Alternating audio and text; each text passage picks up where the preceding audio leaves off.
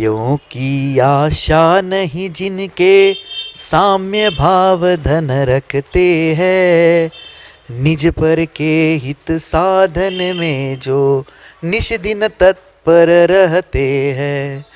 स्वार्थ त्याग की कठिन तपस्या बिना खेद जो करते हैं, ऐसे ज्ञानी साधु जगत के दुख समूह को हरते हैं। बोलो पंच परमेष्ठी भगवान की, 1008 अंतिम तीर्थेश महावीर भगवान की जय। बोले आचार्य भगवान गुरुवर श्री विशुद्ध सागर मुनि महाराज की जय। बोले मुनि श्री सुप्रभ सागर जी महाराज की जय। बोले मुनि श्री प्रणत सागर जी महाराज की जय। जिन बंधु, समीचीन विकल्पों का सम्यक समाधान, इस कार्यक्रम में मैं आप सभी का स्वागत करता हूं। YouTube चैनल सुप्रभुवाच की प्रस्तुति समीचीन विकल्पों का सम्यक समाधान। यह अनूठा कार्यक्रम दिन ब दिन अपने चार चांद पे है। जी हाँ, सही सुना आपने। इसका कारण एकमात्र यह है, इसको आचार्य भगवान का आशीष प्राप्त है।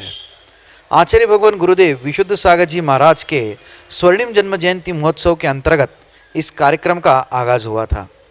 यह कार्यक्रम के माध्यम से देश विदेश एवं जो उपस्थित श्रावकगण हैं, उनके मन में जो उठने वाले विकल्प है, उनके जो उठने वाली शंकाएं, उनके मन में जो उठने वाले क्वेश्चंस है, उसका एकमात्र सम्यक समाधान मुनि श्री सुप्रभ सागर जी महाराज जी अपने ओजस्वी वाणी से दे रहे हैं। और इसके कारण ही यह कार्यक्रम अल्पावधि में ही इतना पॉपुलर हुआ है। मुनि श्री सुप्रभ सागर जी एवं मुनि श्री प्रणत सागर जी महाराज की अनुकंपा से इस कार्यक्रम को आगे बढ़ाते हैं और मैं मुनि श्री के चरणों में बारंबार निवेदन करता हूं कि आज के कार्यक्रम का संचालन कर इस कार्यक्रम को गति प्रदान करें। नमोस्तु नमोस्तु नमोस्तु। ओम नमः सिद्धेभ्य। पंच परमेष्ठी भगवान की परम पूज्य आचार्य भगवंत गुरुवर विशुद्ध सागर जी मुनि महाराज की, परम पूज्य मुनि श्री सुप्रभ सागर जी महाराज की।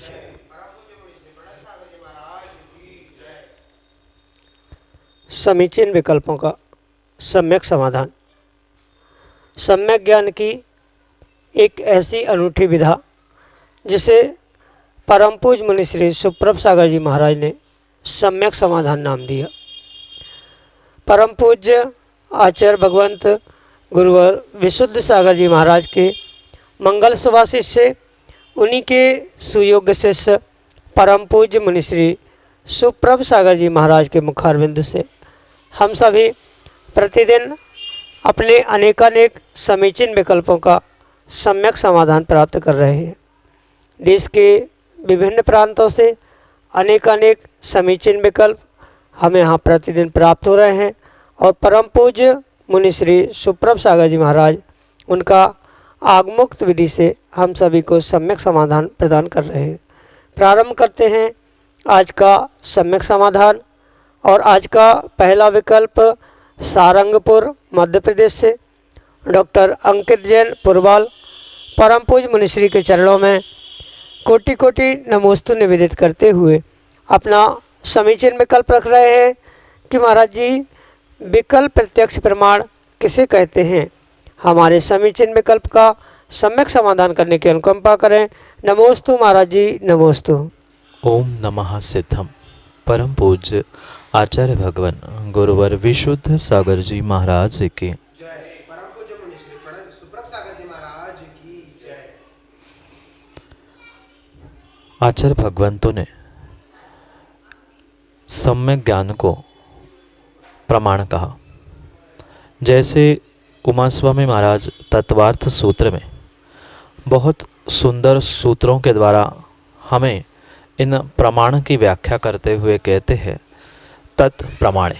तत् यानी जो सूत्र के पहले 5 प्रकार के ज्ञान बताए, मति ज्ञान, श्रुत ज्ञान, अवधि ज्ञान, मनःपर्यय ज्ञान और केवल ज्ञान। ये 5 प्रकार के ज्ञानों में से पुनः और विभाजन करते हुए आचार्य भगवान सूत्र देते हैं, आद्य परोक्षम प्रत्यक्ष मन्यत। यानी जो किसी भी प्रकार के इंद्रिय, किसी भी प्रकार के मन से सहायता पूर्वक उद्घाटित होता है, उस ज्ञान को परोक्ष ज्ञान कहते हैं। और बिना किसी के रुकावट के, बिना इंद्रिय, बिना मन के जो सीधे आत्मा से होने वाला ज्ञान है उसे प्रत्यक्ष ज्ञान या प्रत्यक्ष प्रमाण कहते। पुनः समझना, सम्यक ज्ञान जो 5 प्रकार के हैं उसको आगम में प्रमाण कहा, और वो 2 प्रकार के, एक प्रत्यक्ष प्रमाण और एक परोक्ष प्रमाण। जो इंद्रिय के निमित्त से, मन के निमित्त से होता है या इंद्रिय मन की सहायता से होता है उसे परोक्ष ज्ञान कहते हैं। सूत्र में जैसे आद्य परोक्षम कहा, आदि के यानी मति ज्ञान, श्रुत ज्ञान, ये जो आदि के ज्ञान हैं इन दोनों को परोक्ष ज्ञान कहा जाता है, क्योंकि मन और जीव के इंद्रियों के निमित्त से वह ज्ञान प्राप्त होता है। साथ साथ जो दूसरा ज्ञान का भेद आचार्य भगवंतों ने बताया है वह प्रत्यक्ष ज्ञान है, और वह प्रत्यक्ष ज्ञान भी आचार्य भगवंत 2 प्रकारों से समझाते हैं। जो मूल सूत्र है कि आद्य परोक्षम प्रत्यक्ष मन्यत, अंत के यानी अंत के जो 3 ज्ञान हैं उन 3 ज्ञानों को आचार्य भगवान ने प्रत्यक्ष ज्ञान कहा, प्रत्यक्ष प्रमाण कहा। पर उस प्रत्यक्ष प्रमाण को भी 2 प्रकार से समझाते हैं, एक सकल प्रत्यक्ष और एक विकल प्रत्यक्ष। जो किंचित भी किसी भी प्रकार की अन्य साधनों का प्रयोग किए बिना डायरेक्ट आत्मा से आत्मा को, आत्मा में आत्मा के लिए किया जाने वाला ज्ञान है वह सकल प्रत्यक्ष होता है, जिसको आचार्य भगवंत केवल ज्ञान के नाम से भी उद्घाटित करते। और उसके साथ जो 3 प्रत्यक्ष ज्ञान कहे थे उनमें से एक सकल प्रत्यक्ष केवल ज्ञान हुआ, और शेष बचे हुए अवधि और मनपर्य ज्ञान, इनको आचार्य भगवंत विकल प्रत्यक्ष कहते। विकल का मतलब होता है पूर्णता के लिए कुछ अंशों में रुकावट है, अभी संपूर्ण तरीके से वह प्रत्यक्ष नहीं हुआ। जैसे कि अवधि ज्ञान और मनपर्य ज्ञान के परिभाषा अगर हम समझे तो आपको इसके विषय में और थोड़ा सा खुलासा हो सकता है। जो एक नियत अवधि के अंतर में यानी कुछ किलोमीटर, योजन, कुछ स्थान की सीमा तक जो ज्ञान होता है वह अवधि ज्ञान होता है, वह भी सीमित होने से उसे विकल प्रत्यक्ष कहा। साथ साथ जो मनपर्य ज्ञान है, दूसरे के मन में चिंतित, अचिंतित, अर्धचिंतित जो ज्ञान या विचार चल रहे हैं उसको जानने वाला मनपर्य ज्ञान हुआ करता, वह भी दूसरे के मन के आलंबन से जाना जाता है। इसलिए कथनचित ईषद उसमें रुकावट होने के कारण आचार्य भगवंत उसे भी भले ही प्रत्यक्ष है पर उसे विकल प्रत्यक्ष कहते हैं। सकल यानी संपूर्ण रूप से प्रत्यक्ष, जिसमें किसी भी प्रकार का बंधन नहीं है, बाधा नहीं है, रुकावट नहीं है, अन्य कोई भी साधनों की या मन, इंद्रिय आदि की आवश्यकता नहीं है, ऐसे केवल ज्ञान को सकल प्रत्यक्ष कहते हैं। और वही जो अवधि मन पर्य ज्ञान है, वहाँ अवधि यानी सीमा, मन पर्य यानी दूसरे के मन के विषय को, इन कारणों से इन दोनों को आचार्य भगवंत विकल प्रत्यक्ष कहते हैं। डायरेक्ट इंद्रियों से और मन से नहीं होने के कारण वह भले ही प्रत्यक्ष है पर उसमें सकल प्रत्यक्ष जैसा संपूर्णता को देने वाला ऐसा प्रत्यय नहीं होने के कारण या उस दोनों ज्ञानों में कुछ न कुछ हद तक रुकावट होने से, कुछ सीमा होने से उन दोनों ज्ञानों को आचार्य भगवंतों ने विकल प्रत्यक्ष ऐसा कहा है। सकल और विकल ये उस प्रत्यक्ष के ही 2 भेद आचार्य भगवंत ने हमारे लिए समझाया है, और यही आपके लिए संक्षेप से सकल प्रत्यक्ष और विकल प्रत्यक्ष की अपेक्षा से छोटा सा व्याख्यान, सम्यक समाधान। अगला विकल्प जतारा टीकमगढ़ मध्य प्रदेश से श्रीमती गजरा जैन परम पूज मुनिश्री के चरणों में बारंबार नमोस्तु निवेदित करते हुए अपना समीचीन विकल्प रख रहे हैं कि महाराज जी 16 कारण पूजा में 16 तीर्थंकर ही क्यों कहा, जबकि तीर्थंकर तो 24 होते हैं। हमारे समीचीन विकल्प का सम्यक समाधान करने की अनुकंपा करें। नमोस्तु महाराज जी, नमोस्तु। जो 16 कारण भावना में वाक्य लिखा गया है, पहले तो माँ उसे बहुत अच्छे तरीके से पढ़ना और समझना बहुत आवश्यक है। आज तक जीवों की यही भूल होती रही। जो कवि ने या आचार्यों ने छंद में, श्लोक आदि में लिखा है उसका अभिप्राय ना समझने के कारण आज तक जीवों ने अर्थ का अनर्थ कर दिया। कहाँ पर विराम, कहाँ पर अल्प विराम, कहाँ पर पूर्ण विराम, कहाँ पर विश्राम लेना, कहाँ पर यति है, इन सबको समझने के बाद ही वास्तविकता में उन छंदों का, श्लोकों का, गाथाओं का अर्थ व्यक्ति निकाल सकता है, अन्यथा उसका सही अर्थ हो ही नहीं सकता। जैसे कि आपने 16 कारण पूजा के विषय में पूछा है, वहाँ पर दर्श विशुद्धि भावन भाय 16 तीर्थंकर पद पाए, ये जो पंक्ति है वहाँ पर कवि का अभिप्राय 16 तीर्थंकर यानी 16वें तीर्थंकर का या 16 ही तीर्थंकर होते हैं ऐसा नहीं है। पर पढ़ते समय भले ही आप ऐसा पढ़ना दर्श विशुद्धि भावन भाय 16 तीर्थंकर पद पाए, पर वहाँ पर जो 16 आंकड़ा दिया है, अंक दिया है, वह 16 अंक मात्र तीर्थंकर के साथ नहीं जोड़ना है, अपितु वह 16 जो अंक दिया है वह 16 अंक दर्श विशुद्धि भावना के साथ जोड़। पुनः समझना, अर्थ करते समय हमें दर्श विशुद्धि भावन भाय 16 यानी 16 दर्श विशुद्धि भावना जो 16 कारण की है वह 16 कारण रूपी दर्श विशुद्धि भावना भाने से तीर्थंकर पद प्राप्त होता है, ऐसा उस पंक्ति का अर्थ है और उसको हमें बिल्कुल वैसे ही समझना है। जैसे मेरी भावना में भी बहुत सारे जीव भ्रमित होते हैं। पहले ही पंक्ति में कहा है जिसने राग द्वेष कामादिक जीते सब जग जान लिया, वहाँ पर जीते सब जग जान लिया ऐसा अभिप्राय वहाँ कवि का नहीं है, अपितु वह जीते पहले पद में लेकर उसका अर्थ हमें इस प्रकार से करना होगा, जिसने राग द्वेष कामादिक जीते सब जग जान लिया, यानी जिसने राग द्वेष काम आदि जीत लिए हैं उन्होंने ही संसार को जीता है, वहाँ पर वैसा अभिप्राय है। जैसे वहाँ मेरी भावना में अभिप्राय है, बिल्कुल यहाँ 16 कारण भावना में भी कवि का यही अभिप्राय है कि 16 कारण भावना जो दर्श विशुद्धि आदि से प्रारंभ होती है, ऐसी 16 कारण भावनाओं के निमित्त से ही तुम्हें तीर्थंकर पद प्राप्त होता है।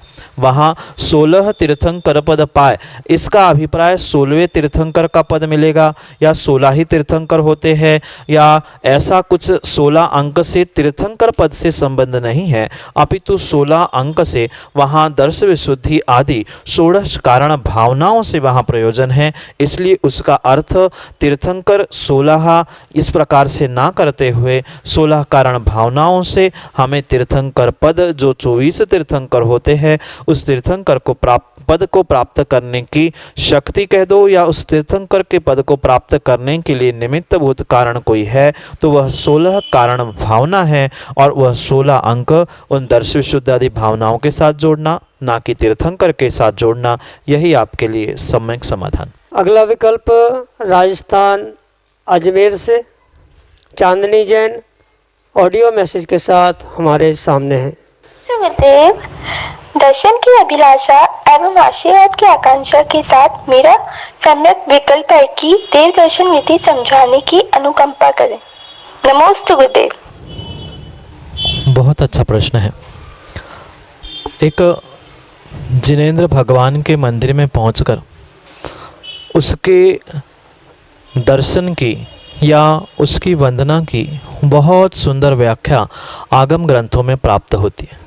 वर्तमान में जैसे हम झूठे मोह या जिस प्रकार से भी मंदिर में पहुंचते हैं वह वास्तविकता में मंदिर में पहुंचने की, भगवान के गुरु के दर्शन करने की किंचित भी विधि आगम में प्राप्त नहीं होती। पहले तो सबसे पहले आचार्य भगवंत यही कहते हैं कि भगवान के दर्शन करने के लिए, जाने के लिए सबसे पहले हमें अपने शरीर की, अपने मुख की, अपने वस्त्रों की परिपूर्ण रूप से शुद्धि करना आवश्यक है।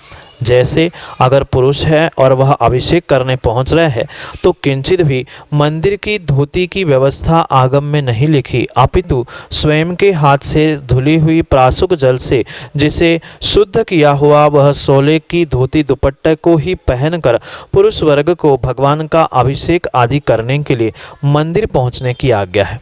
अन्य जो भी पूजा आदि भी करना चाहते हैं, पूजा करने के लिए मंदिर पहुंच रहे हैं, चाहे महिला वर्ग हो चाहे पुरुष वर्ग हो, ये भी विवेक आचार्य भगवंतों ने उन श्रावकों के लिए बताया गया है कि जहां पर मंदिर में पहुंचने का निर्णय है वहां पर सबसे पहले हमें अपने शरीर की, वस्त्रों की शुद्धि करना बहुत बहुत अनिवार्य है।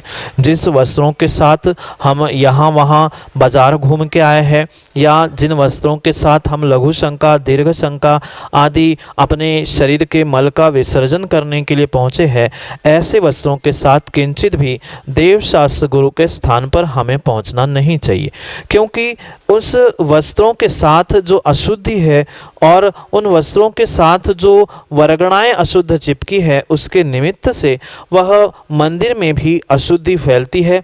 इसलिए सबसे पहला काम मंदिर पहुंचने के पहले ही वह दर्शन विधि का अगर प्रारंभ होता है तो शुद्ध वस्त्रों के साथ, शरीर की शुद्धि के साथ और मन की शुद्धि के साथ ही हमें भगवान के दर्शन करने के लिए पहुंचना है। जैसे शुद्ध वस्त्र हमने पहन लिए और पूजा की द्रव्य भी आगम में कहा जाता है, आचार्य भगवंत कहते हैं कि पूजन की द्रव्य भी मंदिर से उठाकर किंचित भी चढ़ानी नहीं चाहिए। स्वयं ही उस भले ही सूखे द्रव्य को हम ले जाए और मंदिर में पहुंचकर उस द्रव्य को स्वच्छ और प्रासुक जल से उसका प्रासुकीकरण करने के उपरांत ही हम भगवान के लिए उस द्रव्यों का समर्पण कर दे, पूजा रूप हो चाहे अर्घ्य रूप हो।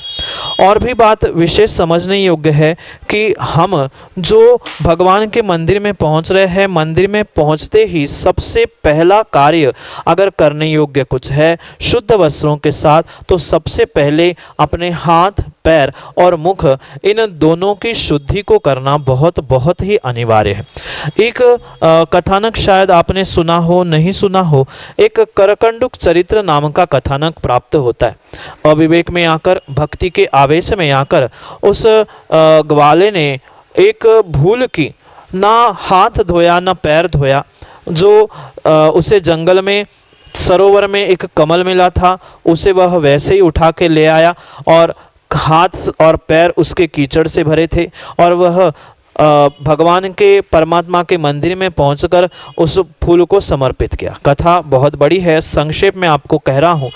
बहुत मात्र अविवेक से अपने हाथ और पैर का शुद्धिकरण ना करने के कारण अगली पर्याय में भगवान की भक्ति से राजा तो बना पर उसके हाथ में और पैर में खुजली हुई, जिसका नाम ही लोगों ने कर कंडुक, कर यानी हाथ और कंडुक यानी खुजली, जिसके हाथ और पैर में खुजली हो गई थी, ऐसा राजा करकंडुक नाम के चरित्र से वह ग्रंथों में आपको प्राप्त हो सकता है। इसलिए शुद्ध वस्त्रों के साथ स्वयं की द्रव्य ले जाकर उसके उपरांत मंदिर के बाहर ही परिपूर्ण रूप से अपने हाथ, पैर और मुख की शुद्धि करके ही हमें मंदिर पहुंचना चाहिए। किंचित भी अगर मुंह झूठा है, किसी भी प्रकार से कुछ अन्न या किसी प्रकार से कुछ वस्तु का सेवन हमने किया है तो पहले मुख शुद्धि करके ही हमें भगवान के मंदिर में पहुंचना होगा। शरीर की शुद्धि हो गई, वस्त्रों की शुद्धि हो गई और साथ साथ जैसे ही दहली नाक कर हम अंदर पहुंचते हैं, आचार्य भगवंत कहते हैं कि सबसे पहले उस जिन मंदिर को भी, क्योंकि नवदेवता में स्वीकार किया है, वह जिन बिंब, जिन चैत्यालय को भी नवदेवता में स्वीकार किया होने से उसके अंदर प्रवेश करने से पहले ही दहली को 3 बार स्पर्श करते हुए निस्सही निस्सही निस्सही इन 3 शब्दों का प्रयोग करना अनिवार्य कहा है। निस्सही शब्द के अर्थ 2 प्रकार से किए जाते हैं।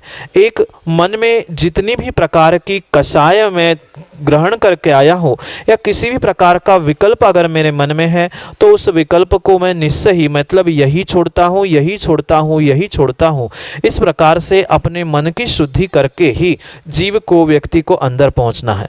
बाकी दूसरे प्रकार से भी इस निस्सही को कहते हुए आचार्य भगवंत कहते हैं कि मंदिर आदि स्थान एक पूज्य होने से वहाँ चतुर्निकाय के देव आने की संभावना होती है और वे अपनी भक्ति पूजा आदि कर सकते हैं और हमारे पहुंचने से क्वचित कदाचित अगर उनको कुछ बाधा पहुंच रही है तो उसके लिए उनसे भी आज्ञा मांगते हुए ये पूछना कि निश्चय ही मतलब मैं प्रवेश कर रहा हूँ, आप मेरे लिए भगवान के दर्शन आदि करने के लिए स्थान प्रदान की। इन दोनों अपेक्षाओं से आचार्य भगवंत कहते हैं कि दहली के अंदर पैर रखने से पहले ही 3 बार निश्चय ही आदि बोलकर ही हमें मंदिर में प्रवेश करना चाहिए। मंदिर में पहुंचने के उपरांत जैसे हम भगवान को मात्र हाथ जोड़ के नमोस्तु करके चले आते हैं, वह आगम के परिप्रेक्ष्य में आचार्य भगवंत उसे मुंड वंदना कहते हैं, जिसका हमें कोई भी फल नहीं मिलता, ऐसी वह मुंड वंदना कही जाती है। बहुत अच्छे से इसके विषय में समझाया जाता है कि जब हम भगवान को दर्शन करने के लिए भगवान के मंदिर में पहुंचते हैं, सबसे पहले अगर स्थान हो वेदी के लिए या गर्भालय आदि के लिए, तो पहले तो उस वेदी की भगवान की 3 प्रदक्षिणा लगाई जाए, फिर उसके उपरांत गवासन से बैठकर माथा टिके इस प्रकार से भगवान का दर्शन किया जाए। उसके उपरांत 9 बार नमोकार मंत्र कायोत्सर्ग पूर्वक किया जाए। उसके उपरांत जो हम द्रव्य साथ लाए हैं उसको अगर पूजा अभिषेक या अर्घ्य जिस प्रकार का जैसे हमें समय उपलब्ध हो उस प्रकार से ही भगवान का दर्शन और पूजा करने की आज्ञा आचार्य भगवंतों ने दी। साथ में ये बात भी हमें बहुत अच्छे से ध्यान रखने योग्य है कि कभी भी देव शास्त्र गुरु के चरणों में हमें खाली हाथ नहीं जाना चाहिए। जितनी जैसी शक्ति हो उतनी शक्ति के अनुसार हमें प्रासुक द्रव्य भगवान के चरणों में गुरु के चरणों में समर्पित करने के लिए ले जाना चाहिए। अगर हमारे पास कोई सामग्री नहीं भी हो तो कम से कम कुएं का पानी भी प्रासुक करके अगर हम ले जाके भगवान के या गुरु के चरणों में समर्पित कर रहे हैं तो स्वयं की चढ़ाई हुई द्रव्य का विशेष पुण्य हम सभी को प्राप्त होता है। इसलिए खाली हाथ ना जाते हुए स्वयं का कुछ द्रव्य लेकर ही भगवान के दर्शन करने के लिए पहुंचना होगा।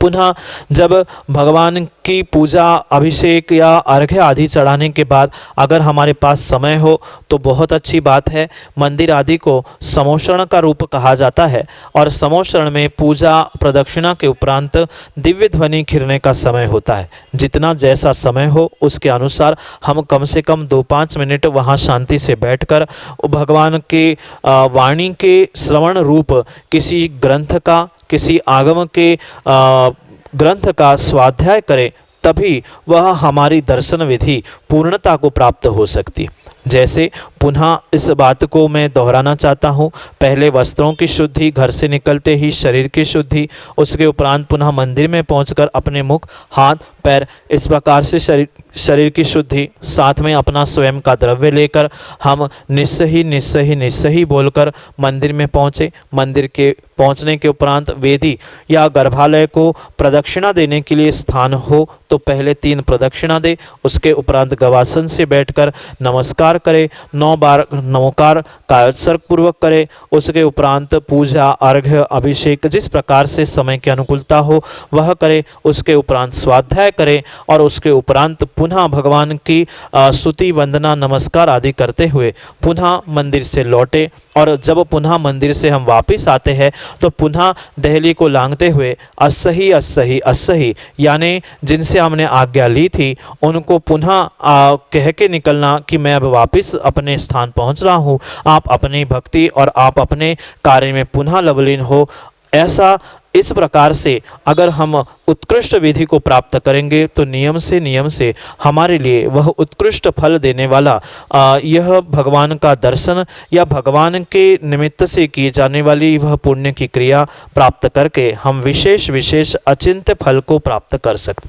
क्योंकि पद्म पुराण में भी आचार्य रोहिसिन महाराज स्पष्ट कहते हैं कि मात्र भगवान के दर्शन करने की भावना से ही जीवों को एक उपवास का फल मिलता है और साक्षात इस विधि पूर्वक अगर भगवान का दर्शन किया है तो करोड़ों उपवास का फल इस विधि से किए गए हुए दर्शन के विषय में हमें फल मिलता है, ऐसा आचार्य भगवंत का कहना है। ये संक्षेप में आपके लिए यह देव दर्शन की विधि को आपके सामने रखा और विस्तार से अगर आपको समझना है भगवान की भक्ति और उसकी विधि आदि को, पूजा की विधि को, तो आप जो कुछ महीने पहले स्वयंभू स्तोत्र का जो वाचन हुआ था 2 साल पहले चतुर्मास में उस वाचना में स्पष्ट रूप से उसका उल्लेख किया गया है कि किस प्रकार की कैसी पूजा, कौन सा द्रव्य, क्यों, कैसा, ऐसे उस स्वयंभू स्तोत्र का जो प्रवचन और स्वाध्याय आपको जो YouTube पे प्राप्त होगा,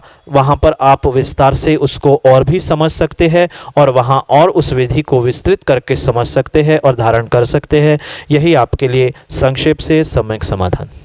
अगला समीचीन विकल्प टीकमगढ़ मध्य प्रदेश से श्रीमती सुषमा जैन परम पूज मुनिश्री के चरणों में बारंबार नमोस्तु निवेदित करते हुए अपना समीचीन विकल्प रख रहे हैं कि महाराज जी, अभी आपके सानिध्य में हाल ही में संपन्न हुए चंदेरा पंचकल्याणक एवं गजरथ महोत्सव में हमें और हमारा राजा श्रेयांश की धर्मपत्नी बनने का सौभाग्य प्राप्त हुआ। तो ये हमारे कौन से पुण्य का उदय है? हमारे समीचीन विकल्प का सम्यक समाधान करने की अनुकंपा करें। नमोस्तु महाराज जी, नमोस्तु। पुराण ग्रंथों में अगर आपने पढ़ा होगा तो आपको जो आदिनाथ भगवान के पुराण में या आदिनाथ भगवान के चारित्र में ये पढ़ने में आया होगा कि 10 कुछ भव पहले तीर्थंकर आदिनाथ भगवान बनने के पूर्व और जिस राजा श्रेयांश और सोम की और आदिनाथ भगवान के धर्म तीर्थ और दान तीर्थ को चलाने की व्याख्या प्राप्त होती है, वहाँ पर अगर आप इतिहास उठा के देखें तो स्पष्ट रूप से आपको यह वहाँ पर दृष्टांत रूप से प्राप्त होगा कि जो कुछ भाव पहले श्रीमती वज्रजंघ की पर्याय में जो वे 2 जीव थे, उन्होंने उस पर्याय में जंगल में अपने ही 2 युगल पुत्रों को निर्विघ्नता से आहार कराने का सौभाग्य प्राप्त किया था और वह निर्विघ्नता से और पूरे भक्ति भाव से उन्होंने जो उन 2 युगल मुनिराजों को जंगल में आहार करवाने का सौभाग्य प्राप्त किया था और उसी कारण से उनको इतना अचिंत्य पुण्य का आश्रय हुआ, जिसके निमित्त से वह अगली ही कुछ पर्यायों में आदिनाथ बने वज्रजंघ के जीव और श्रीमती का जीव ही वह उनका दान देने वाला, सबसे पहले दान देने वाला ऐसा श्रेयांश राजा का जीव बना था। और ऐसा जब निर्ग्रंथ मुनिराजों को आहार देने का अचिंत्य फल उनका पुरुषार्थ कार्यभूत हुआ था, तो एक जीव तीर्थंकर बना था और उसको पहला आहार देने वाला वह राजा श्रेयांश। ऐसे दोनों भी जीव निकट भव्य बनकर उन पर्यायों को उन्होंने प्राप्त किया था। उसी प्रकार से भले ही किसी पंचकल्याणक के निमित्त से आपको यह श्रेयांश राजा का पद प्राप्त हुआ था, पर ये नियम से कुछ ना कुछ माँ ऐसे ही पिछले पर्याय में आपने सच्चे भावों से, या हो सकता है इसी पर्याय में आपने सच्चे भावों से जो किसी निर्ग्रंथ मुनिराज को आहार देने का सौभाग्य प्राप्त किया था, उस आहार देने के सौभाग्य से ही आपने यह सातिशय पुण्य इकट्ठा किया था, क्योंकि ऐसे उत्कृष्ट पद प्राप्त करना हर किसी के बस की बात नहीं है। जो सातिशय पुण्य कई वर्षों का, कई भवों का एकत्रित होता है, तब जाकर यह ऐसा उत्कृष्ट पद प्राप्त होता है। उनको जो श्रीमती का जीव था, कई वर्षों के अथक मेहनत के बाद साक्षात वह राजा श्रेयांश के पद को या स्थान को प्राप्त करने वाला हुआ। भले ही एक वर्तमान के पंचकल्याणक के निमित्त से हो या अन्य किसी भी प्रकार से जो आपने इस श्रेयांश राजा का पद प्राप्त करके श्रेयांश राजा की रानी बनने का सौभाग्य प्राप्त किया, वह नियम से आप दोनों दंपति का कुछ ना कुछ विशेष आहार दान का पिछली पर्याय का कुछ पुण्य इकट्ठा हुआ था, जिसके निमित्त से वह सातिशय पुण्य उदय आते ही आपको वह राजा श्रेयांश बनने का और श्रेयांश की पत्नी बनने का सौभाग्य प्राप्त हुआ है। यह नियम से कहीं ना कहीं आपने मुनिराजों की सच्चे भावों से, अपने भीतरी गहरी श्रद्धा की ललक से आपने जो उनको आहार दान देने का सौभाग्य प्राप्त किया था, उसका ही यह साक्षात फल है। है कि आपको ऐसे खोटे पंचम काल में भी, भले ही नाटकीय रूप पंचम कल्याणक में भी क्यों ना हो, पर इतना सुंदर पात्र बनने का सौभाग्य मिला। यही आपके आहार दान के पुण्य से ही मिला था, अन्य नहीं, अन्यथा नहीं। यही आपके लिए सम्यक समाधान। जय जिन बंधु, आप हम सभी लाभ ले रहे थे सम्यक समाधान इस अनूठे कार्यक्रम का। यह कार्यक्रम प्रतिदिन 5:13 पे यूट्यूब चैनल सुप्रभात से प्रसारित होता है। और एक अत्यंत महत्वपूर्ण बात मैं बताना चाहता हूँ, यह कार्यक्रम जल्द ही सैटेलाइट टीवी चैनल पे चालू होने वाला है। तो आप, अगर आपके मन में कोई भी जिज्ञासाएं हो, अगर आपके मन में कोई विकल्प उठ रहा है, उसका समाधान श्रवण करना चाहते हो या समाधान प्राप्त करना चाहते हो, तो जो हमारे नंबर्स नीचे पट्टी पे या डिस्क्रिप्शन में है, उसके माध्यम से आप हम तक अपना समीचीन विकल्प भेज सकते हैं। आपकी सुविधा के लिए मैं नंबर दोहराता हूँ, 8707548811, 8707548811। इस नंबर पे आप अपना ऑडियो मैसेज या टेक्स्ट मैसेज के माध्यम से समीचीन विकल्प भेज सकते हो। फेसबुक के माध्यम से भी आप अपना यह कार्यक्रम का प्रसारण होता है, उसका लाभ ले सकते हो। आज के कार्यक्रम के लिए, आज के दिन के लिए बस इतना ही। शेष विकल्प और लेके हम कल मिलेंगे। जय जिन बंधु।